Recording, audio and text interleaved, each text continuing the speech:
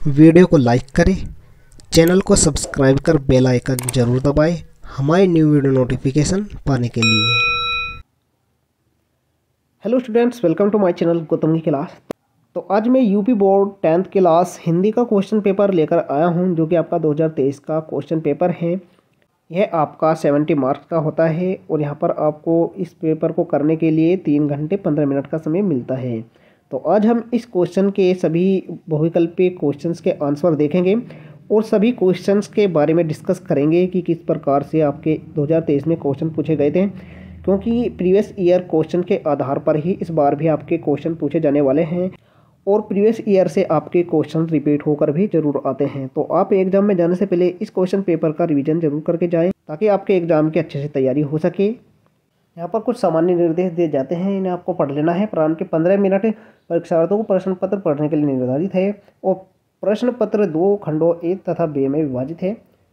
और थर्ड दिया गया है, प्रश्न पत्र के खंड ए में बहुविकल्पीय प्रश्न है, जिसमें सही विकल्प का चयन करके वो मार्कशीट पर नीले अथवा काले बॉल पॉइंट से ही सही विकल्प वाले गोले को पूर्ण रूप से काला करना है आपको। यहाँ पर खंड ए में बहुविकल्पीय प्रश्न है, तो प्रत्येक प्रश्न के लिए 1 अंक निर्धारित होंगे और प्रत्येक प्रश्न के समकक्ष के अंक निर्धारित किए गए हैं। तो हम खंड ए से सभी क्वेश्चन देख लेते हैं। यहाँ पर आपके बहुविकल्पीय प्रश्न देखने को मिलेंगे। यहाँ पर फर्स्ट क्वेश्चन आपका पूछा गया था, रश्मि मासा के लेखक हैं, तो इसके लेखक रामचंद्र शुक्ल हैं। क्वेश्चन नंबर 2 है, तितली कीर्ति की विधा है, यानी यह किसकी विधा है? तो यह एक उपन्यास है। ऑप्शन सी राइट आंसर हो जाएगा। थर्ड दिया गया है, डॉक्टर राजेंद्र प्रसाद लेखक है, तो ये गांधी की देन के लेखक है। क्वेश्चन नंबर 4 यहाँ पर दिया गया है, साहित्य और कला रचना है, यह भगवत शरण उपाध्याय की रचना है। ऑप्शन सी राइट आंसर है यहाँ पर। क्वेश्चन नंबर 5 यहाँ पर दिया गया है, शुक्लोत्तर युग के लेखक हैं, तो यहाँ पर option B Chatursen Shastri right answer है। नेक्स्ट क्वेश्चन है, रीतिकालीन कवि हैं, तो यहाँ पर option C Padmakar right answer है। पद्माकर रीतिकालीन कवि है। क्वेश्चन नंबर 7 है, यहाँ पर छत्रसाल दशक के रचयिता हैं, तो इसके रचयिता है यहाँ पर भूषण। क्वेश्चन नंबर 8 है, तार सप्तक के संपादक है, तो इसका ऑप्शन ए राइट आंसर है, सच्चिदानंद हिरानंद वात्स्यायन अज्ञे। क्वेश्चन नंबर 9 है, यहाँ पर सुमित्रा नंदन पंत की रचना है, इनकी रचना यहाँ पर ऑप्शन बी दिया गया है, युगवाणी। नेक्स्ट यहाँ पर स्मृति की रेखाएं साहित्य की विधा है, तो स्मृति की रेखाएं संस्मरण साहित्य की विधा है। ऑप्शन सी राइट आंसर हो जाएगा यहाँ पर। क्वेश्चन नंबर 11 यहाँ पर है, करुण रस का स्थायी भाव है, तो इसका स्थायी भाव होता है शोक। नेक्स्ट यहाँ पर पीपर पाद सरिस मंडोला में अलंकार है, तो इसमें यहाँ पर उपमा अलंकार है। ऑप्शन सी राइट आंसर हो जाएगा। क्वेश्चन नंबर 13 है, यहाँ पर सुनी केवट के बैन प्रेम लपेटे अटपटे बिसरे करुणा एन चितई जानकी लखन तनु, उपयुक्त पंक्ति में छंद है, तो इन पंक्तियों में यहाँ पर सोठा छंद है। ऑप्शन बी राइट आंसर हो जाएगा। क्वेश्चन नंबर 14 है, यहाँ पर अनुचर शब्द में प्रयुक्त उपसर्ग है, तो इसमें अनु उपसर्ग है, क्योंकि उपसर्ग जो है वे शब्दों में शुरू में जोड़े जाते हैं। क्वेश्चन नंबर यहाँ पर 15 देख लेते हैं, प्रत्यय के प्रकार हैं, तो प्रत्यय के 2 प्रकार होते हैं।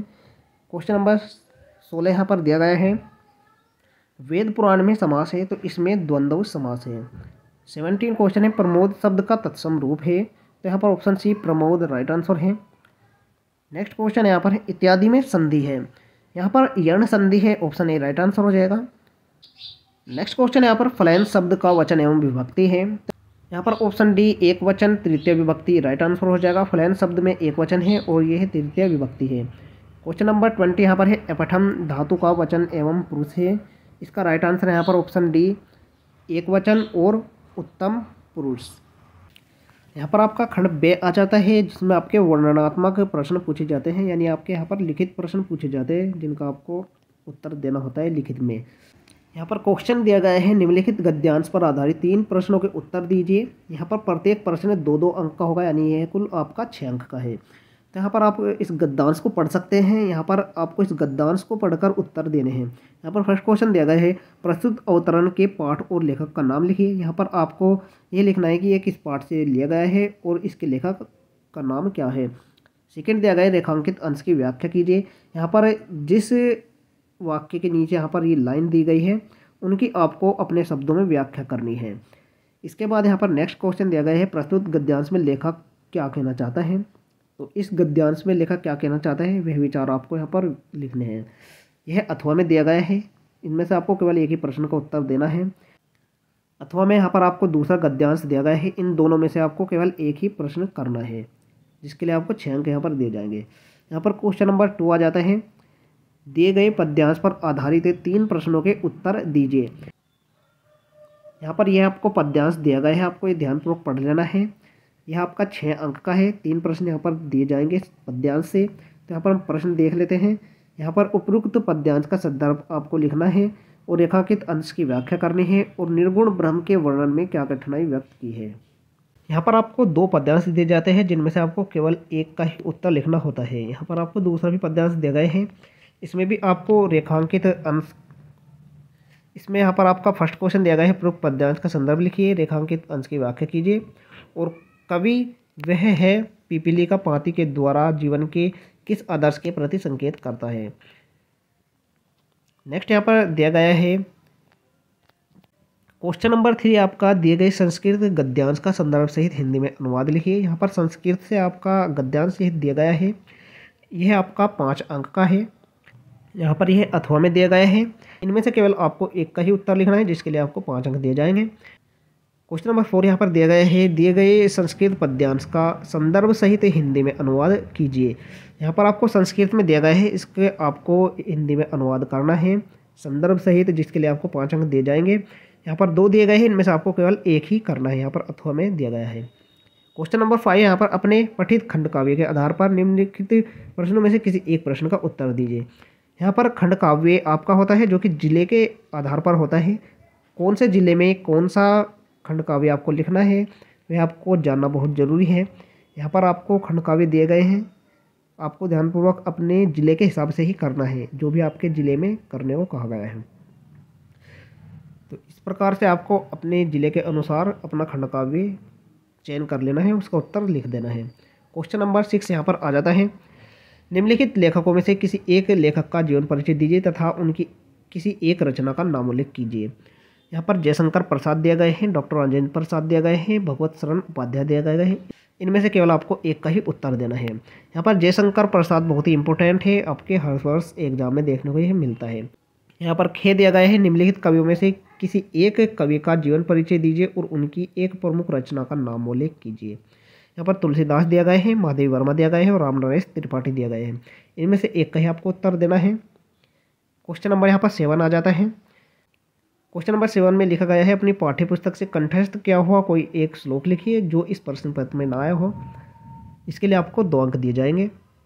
नेक्स्ट दिया गया है यहाँ पर, निम्नलिखित प्रश्नों में से किन्हीं 2 प्रश्नों का उत्तर संस्कृत में दीजिए। यह आपका 2-2 अंक का है, यानी 4 अंक का यह क्वेश्चन है।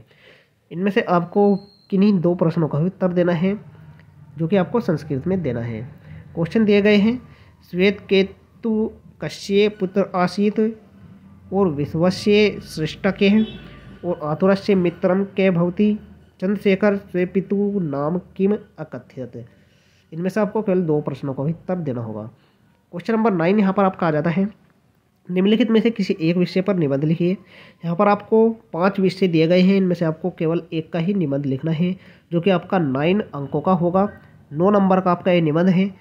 यह निबंध आपको 5 से 10 पेज में लिखना होता है, तभी आपको पूरे अंक दिए जाएंगे।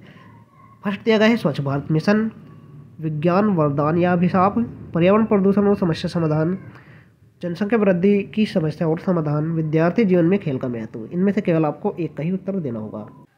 जिस विषय पर भी आप खुल के अपने विचार व्यक्त कर सकते हैं, आपको उस पर ही यहाँ पर लिखना है। आपके एग्जाम में इसी प्रकार से क्वेश्चन पूछे जाएंगे। इतना ही आपका क्वेश्चन पेपर है, इन्हीं पर आधारित क्वेश्चन आपके एग्जाम में पूछे जाने वाले हैं। तो इस बार भी आपके एग्जाम में इनमें से क्वेश्चन पूछे जा सकते हैं, क्योंकि रिपीट होकर तो आपके एग्जाम में जरूर पूछे जाते हैं। तो आपको वीडियो कैसी लगी, वीडियो पसंद आई हो तो लाइक जरूर करें, चैनल पर नए हो तो सब्सक्राइब जरूर करें, जिससे आपको हमारी आने वाली न्यू नोटिफिकेशन समय पर मिलते हैं ऐसी न्यू वीडियो के साथ। तब तक के लिए बाय बाय, टेक केयर।